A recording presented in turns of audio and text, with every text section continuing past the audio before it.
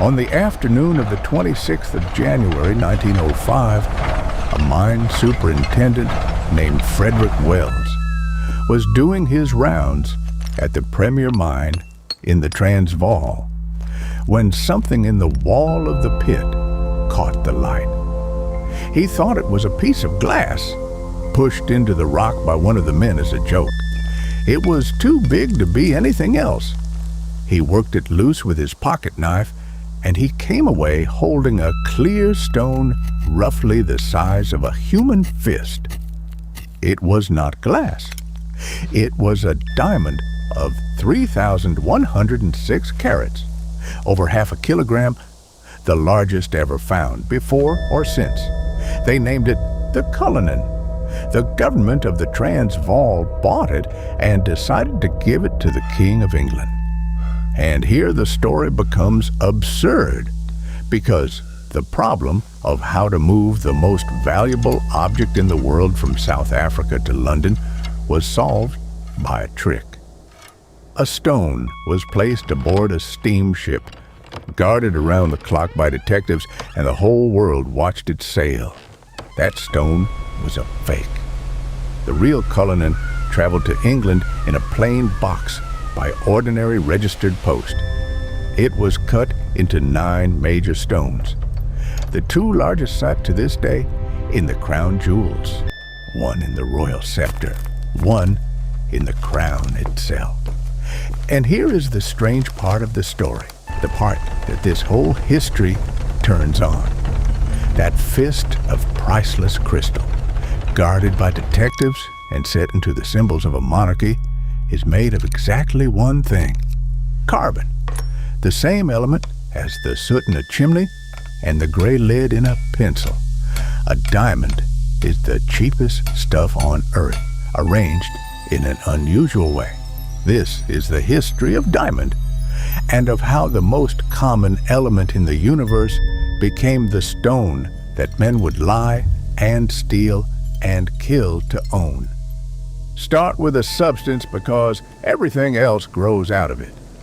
Carbon is one of the most abundant elements there is. Burn a candle and you make it. It is in every living thing. Arrange its atoms in flat sheets, and you get graphite. So soft it rubs off on paper, that is your pencil. Arrange the very same atoms in a tight, 3-dimensional lattice, every atom locked to 4 others, and you get the hardest natural material known to man. Nothing else in nature will scratch a diamond. Only another diamond will. To build that lattice, nature needs conditions that barely exist. You have to go down 150 kilometers and more into the mantle of the earth, where the pressure is crushing and the temperature is over 1,000 degrees. There, and almost nowhere else, carbon is squeezed into diamond, and then it has to get out, which should be impossible because nothing comes up from that depth. The answer is violence. Roughly every diamond you have ever seen was carried to the surface by a particular kind of volcanic eruption, rising through a narrow pipe of rock at enormous speed, that's fast enough in the final stretch to break the sound barrier. If it rose slowly, the diamond would simply turn back into graphite on the way up. It survives only because the journey is so fast. Those eruptions stopped happening tens of millions of years ago. We are not making any more delivery routes, so consider what a diamond actually is. It formed up to 3 billion years ago, not deeper than any mine will ever reach. It is older than the dinosaurs. Most are older than complex life of any kind. It was fired to the surface in a blast that ended before there were humans to see it, and then it sat in the ground, waiting. The Greeks had a word for it, adamus, unconquerable. It is where we get the word adamant, a thing that cannot be broken, cannot be worn down, cannot be changed. They were not entirely wrong, but the story of the diamond is not really about the stone. It is about the value we hung on it and where that value actually came from. For 2,000 years, there was only one place on earth to get one. Every diamond in the ancient and medieval world came from India. Not from mines cut into rock, but from the beds of rivers where the stones had been washed down and buried in the gravel over unimaginable time. Men sifted them out of the mud by hand in a region around the city of Golconda whose name became a byword for wealth. They were fantastically rare, and they were owned by kings. The great stones of history all came out of that ground. The Koh-i-Noor, the stone that would become the Hope, the Orloff, the Regent. In India, a large diamond was not decoration. It was a talisman. Warriors believed the stone made its wearer invincible in battle, that it turned aside weapons, that it could reveal poison. A diamond was worn into war. And here is the thing that a modern eye finds hard to picture. Those ancient diamonds were not brilliant. They did not sparkle. Because for most of history, nobody could cut one. The stone is so hard that the only thing that will shape it is its own dust. And the technique for doing that, grinding a diamond against a wheel charged with diamond powder, did not exist yet. So the great stones were left more or less as they were found, dull, greasy-looking pebbles, valued not for their fire, but for their hardness and their mystery. The flash we now think of as the whole point of a diamond is a European invention, and a late one. For most of the diamond's history, in other words, the most prized stone on earth looked like a lump of dirty glass. No stone carries the weight of that world better than one particular diamond, and its story is the title of this film in miniature. It is called the Koh-i-Noor. The name means Mountain of Light. It came out of India, and it passed from hand to hand for centuries, and almost every hand it passed through was bloody. It sat in the thrones of Mughal emperors. In 1739, the Persian conqueror Nader Shah sacked Delhi, left tens of thousands dead, and carried the stone away. It was he who is said to have gasped the name Koh-i-Noor when he first saw it. From Persia, it went to the Afghan kings, and then to the Sikh Empire of the Punjab, to a ruler who wore it on his arm. Then the British came. In 1849, the East India Company annexed the Punjab. The Sikh Empire's ruler by then was a boy, Dalip Singh, 10 years old. Under the treaty that stripped his kingdom from him, one specific clause required the child to hand the Koh-i-Noor to the Queen of England. It was carried to London and presented to Victoria as a trophy of conquest, dressed up as a gift. The British found it dull. That old Indian cut, all mystery, no fire. And so they ground it down, cutting it from 190 carats to 105 to make it flash for European taste. It was set into a crown. There was a superstition attached to the stone. Whispered even in London, it brought terrible luck to any man who owned it. Only a woman could wear it safely. To this day, it has only ever sat in the crowns of queens, and it sits in one now, and 3 separate countries have asked for it back. A boy signed it away at gunpoint. That is what worth killing for means in practice. It rarely means a duel. It usually means an empire and a treaty and a child. By around the year 1700, after 2,000 years, India's rivers were given out. The greatest source of diamonds in the history of the world was running dry. And then, in the 1720s, diamonds were found on the far side of the planet, in the streams of Brazil. You would think this was wonderful news, it was a disaster for the people who sold diamonds. Brazil produced so many, so fast, that the price threatened to collapse entirely. A rare stone from India was one thing. A common stone from a Brazilian creek was quite another. So the merchants did something worth remembering, because it is the whole future of this industry rehearsed in miniature. They lied. Brazilian diamonds were shipped first to the Portuguese colony of Goa in India, and then sold on to Europe as Indian stones, because an Indian diamond commanded a higher price, and the buyers could not tell the difference. The value was never really in the stone. It was in the story attached to the stone. And already 300 years ago, men had worked out that the story could be managed. Still, for now, the diamond remained what it had always been, genuinely scarce and genuinely a jewel of kings. Brazil extended the supply, but it did not flood it. That was about to change completely, and in a place nobody was looking. In 1867, on a farm beside the Orange River in South Africa, a farmer's son picked up a pretty pebble to play a children's game with. A neighbor offered to buy it. The family, embarrassed, told him to simply take it. It was a diamond of 21 carats. They called it the Eureka. 2 years later, a shepherd found a far larger one nearby, 83 carats, and it was sold and became known as the Star of South Africa. Holding it up in the Parliament of the Cape Colony, an official said, "Gentlemen, this is the rock upon which the future of this country will be built."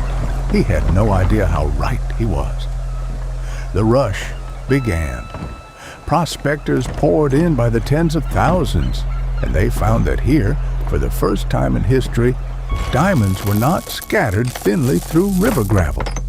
They were packed into the necks of those ancient volcanic pipes in rock they came to call kimberlite, straight down into the earth. You did not sift for these, you dug.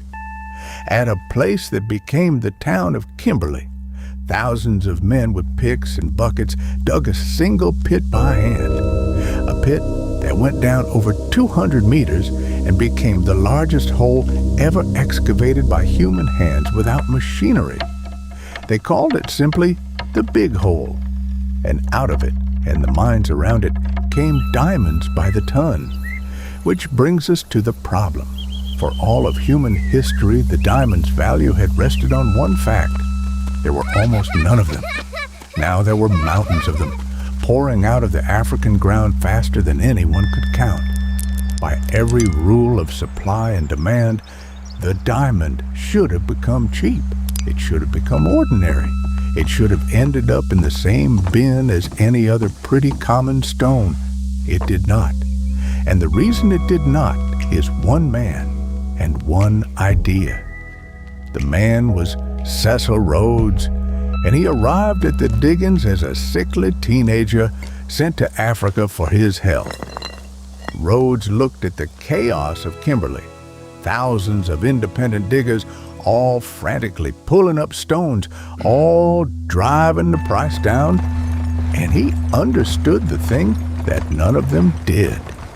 It is the same thing that a bookkeeper named Rockefeller understood about oil at almost exactly the same moment on the other side of the world. The money was not in finding the diamonds. Finding them was now easy, and easy things are cheap. The money was in controlling them. If one man or one company could own every mine, then that company could decide how many diamonds the world was allowed to have each year. It could keep them rare on purpose. So Rhodes began to buy. He started with a water pump, rented to flooded claims, and turned the profit into claims of his own, and then into whole mines. Backed by the Rothschild Bank in London, he bought, and in 1888, he merged the last great holdouts into a single company. He called it De Beers.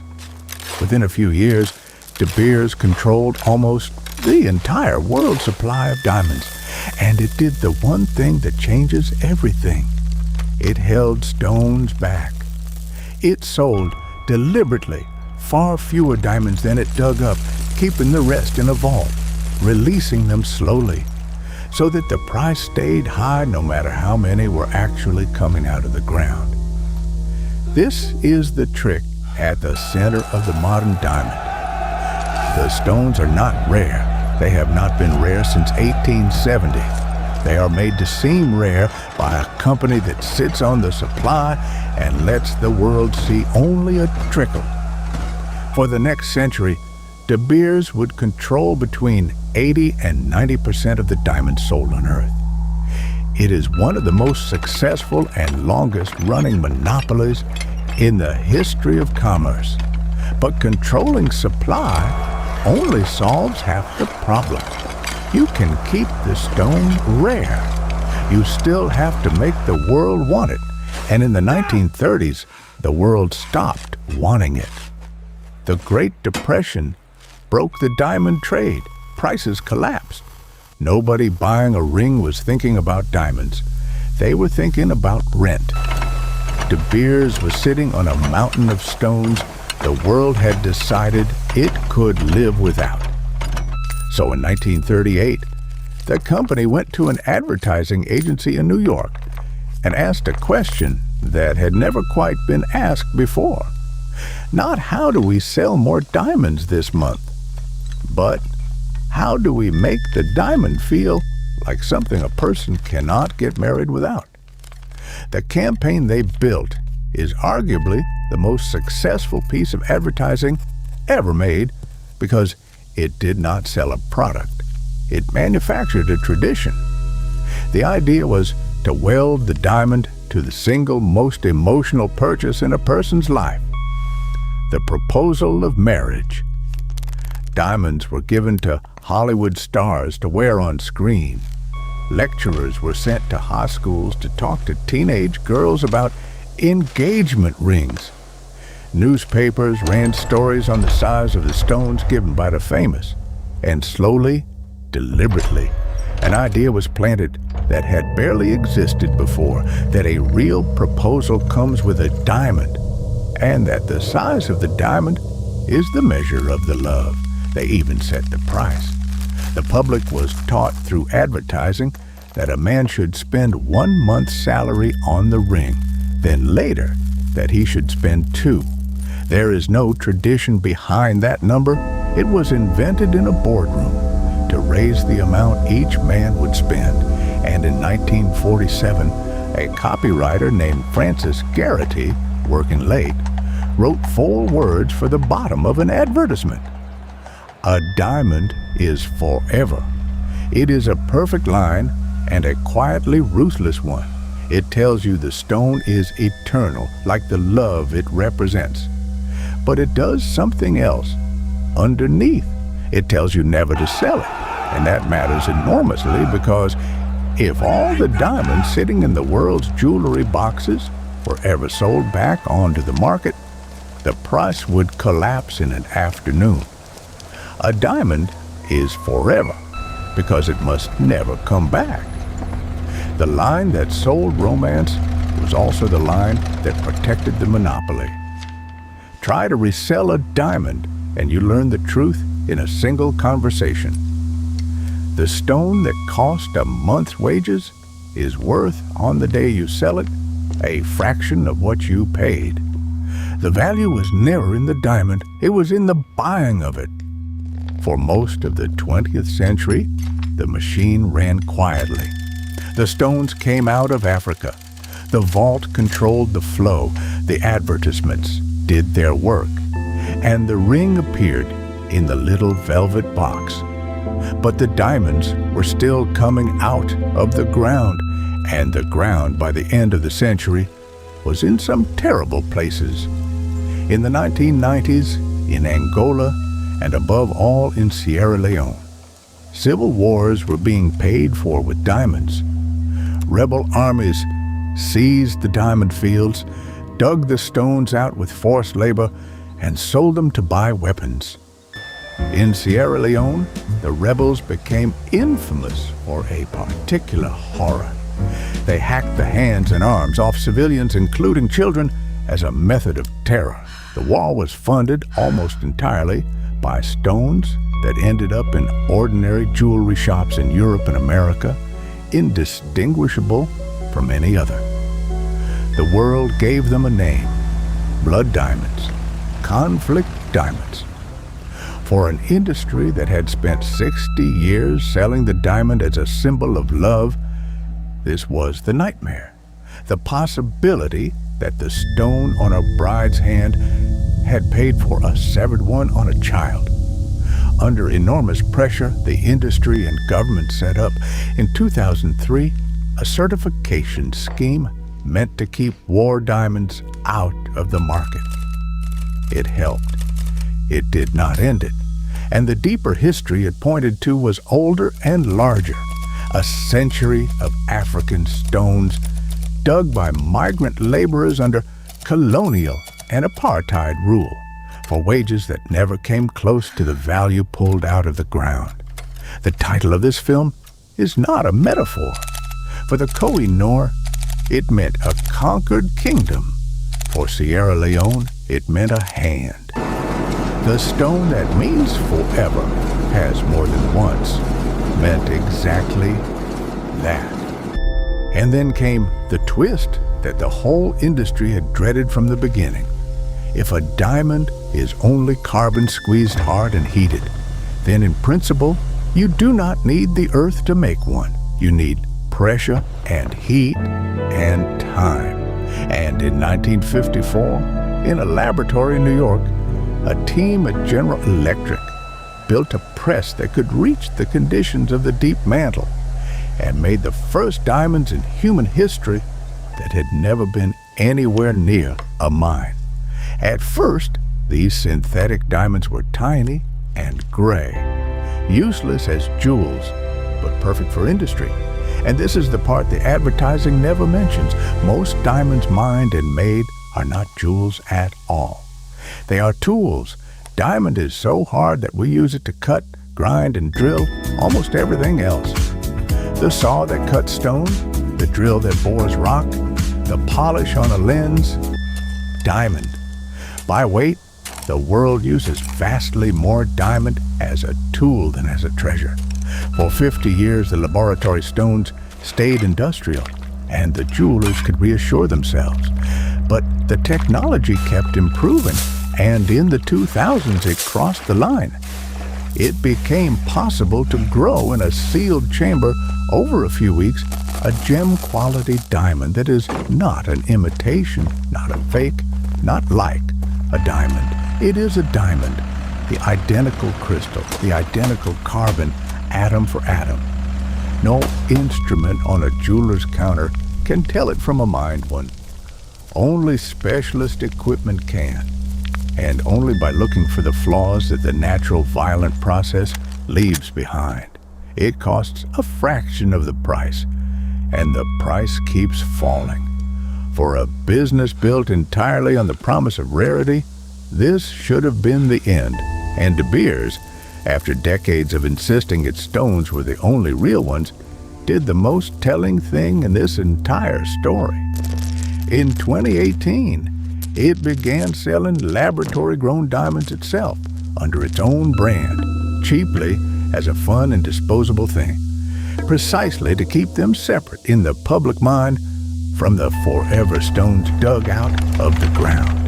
The company that spent a century teaching the world that a diamond is priceless and eternal now sells you an identical one by the same name and quietly hopes you will agree to believe they are different things.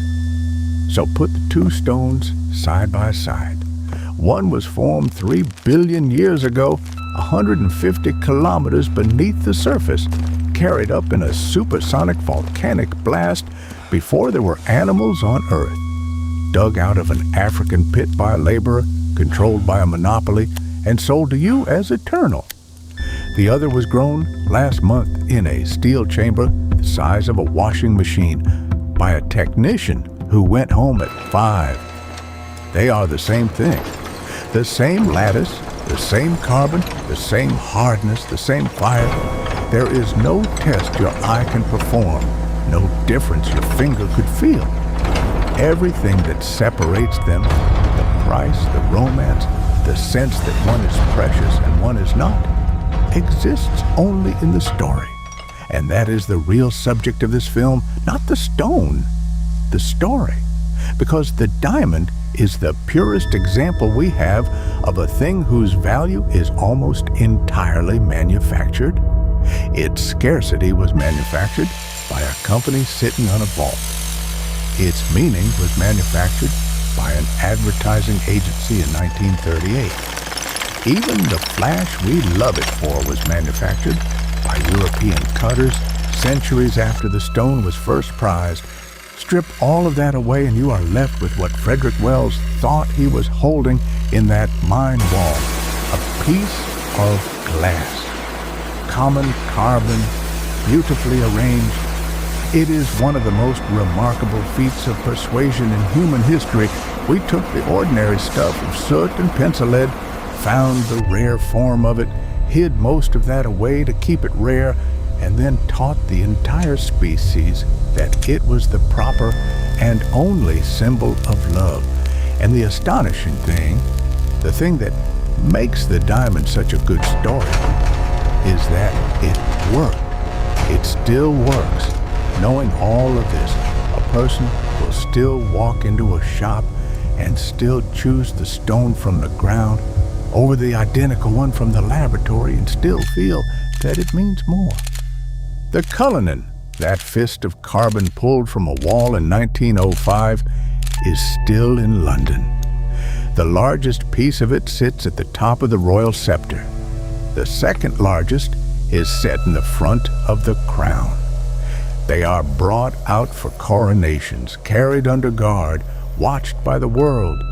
In a drawer, somewhere near you, there is a pencil.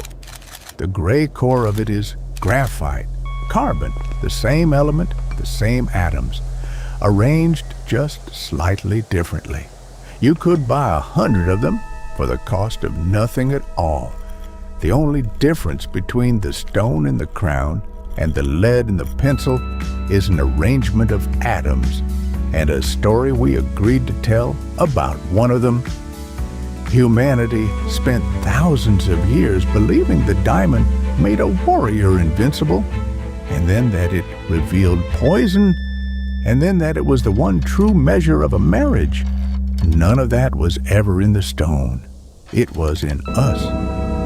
We looked at the hardest, oldest, most indestructible thing the planet could produce, and we decided it would mean permanence, that a thing which cannot be broken must stand for a love that cannot be broken either. It is a beautiful idea. It is also a sales line written late one night in 1947. Both of those things are true at once, and that is the whole history of the diamond, the most common element in the universe, arranged into the rarest seeming object on Earth, sold as forever, and bought still by people who know better, because some stories are stronger than the facts underneath them. A diamond, it turns out, really is forever. Not the stone, the story.